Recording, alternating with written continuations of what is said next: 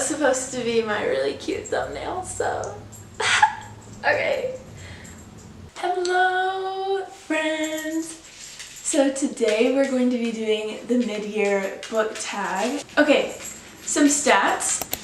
So I have read 20 books so far in the year of 2025. My reading goal is 30 and I have high hopes that I will surpass that goal.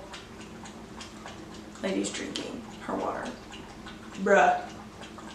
Everything's about you, huh? My average rating for books is 4 stars, which is, like I said, I've had a great reading year. My longest reading streak was 18 days, and that was when I was reading Magnolia Parks. I was eating that up. I was reading every single day. So I don't know if you guys care about that, but that's that. Some of these were a little hard to answer and not reuse the same books because I've read a lot of series but not a lot of like worlds or different types of books, and I've also feel like I've had a really good reading year, which I'm so thankful for, and I hope that that continues throughout the rest of the year.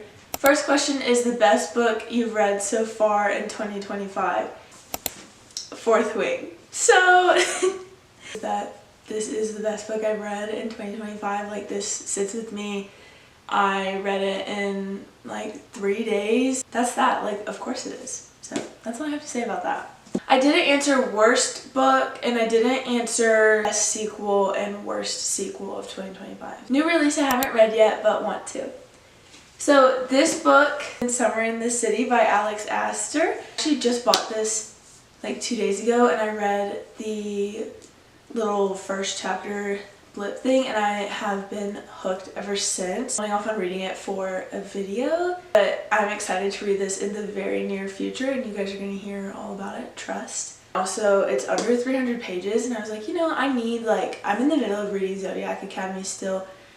For a while I will be, and so I needed something that was short and easy to get through. Next question I'm going to answer is biggest surprise of the year. Iron Flame. I was in love with Iron Flame. I thought that the pacing was totally great for me.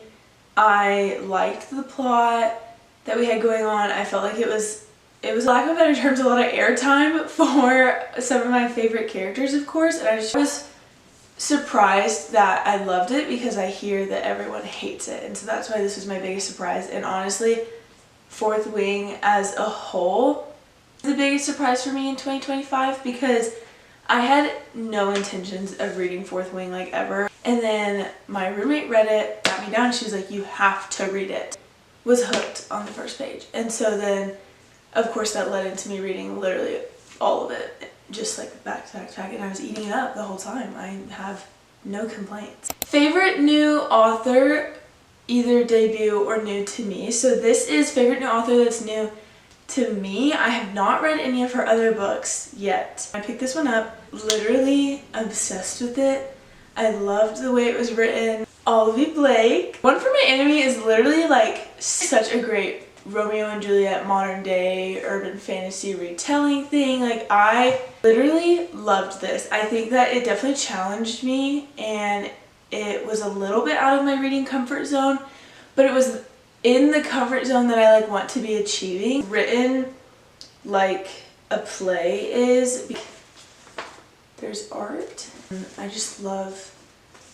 I literally just like, I love the setting of this. I loved the writing style. It was like the perfect mix of like historical fantasy kind of and very lyrical, but then on top of that, because it's modern day fantasy, like there's a specific group of characters in here that you're getting like a very relatable like lifestyle language, and so that's really fun to read. And yeah, I think that this is a new favorite author for sure. Newest fictional crush.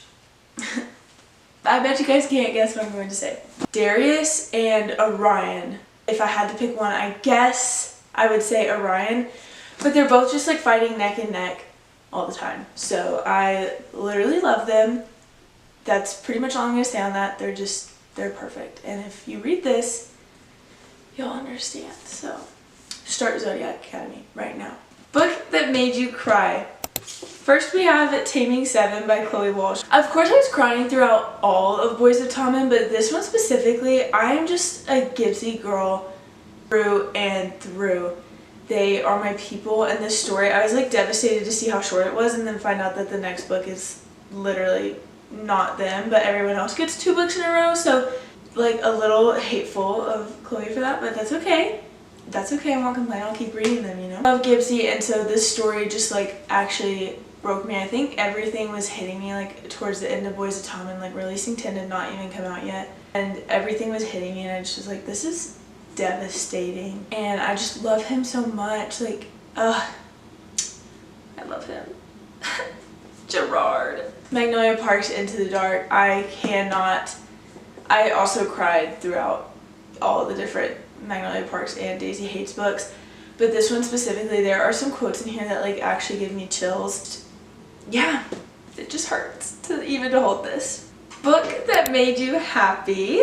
We're gonna go with, of course, Out on a Limb. I literally love this book so much. I think I picked it up at the perfect time. I started it on audio.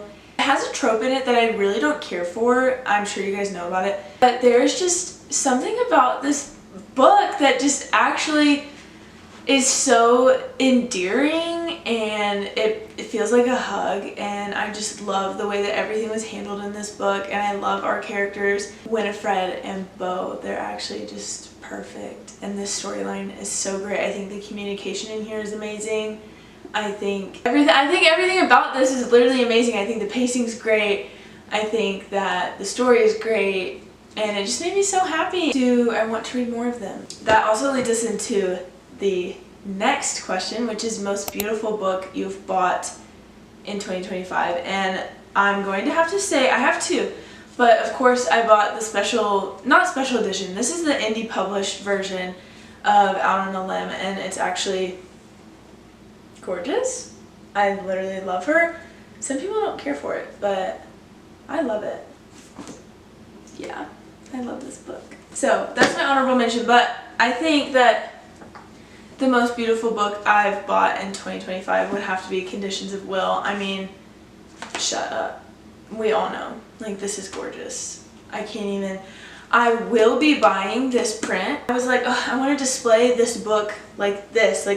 But fear not, I don't have to, because I can just buy the art print. So, yeah. But this is definitely the most beautiful book I bought in 2025. Come on. What books do I need to read by the end of the year? First off, Releasing 10 by Chloe Walsh. Duh. I'm going to be reading this in the very near future.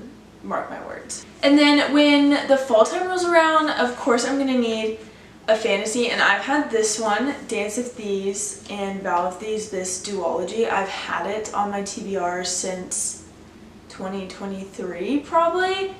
So it's time that I read this, and I think that it's going to be perfect timing near the fall to actually get into this. Deep Cuts. I don't actually know much about this at all, but I definitely need to read this by the end of 2025. I absolutely love the music industry, and I love the setting that this is in, like the early 2000s, I think. The nostalgia of that is just really gonna like hit home for me. I don't know, I just love this industry, and I think that I'm gonna like this book a lot. Alright, well those were all of my books that I had for my mid-year book tag to talk about.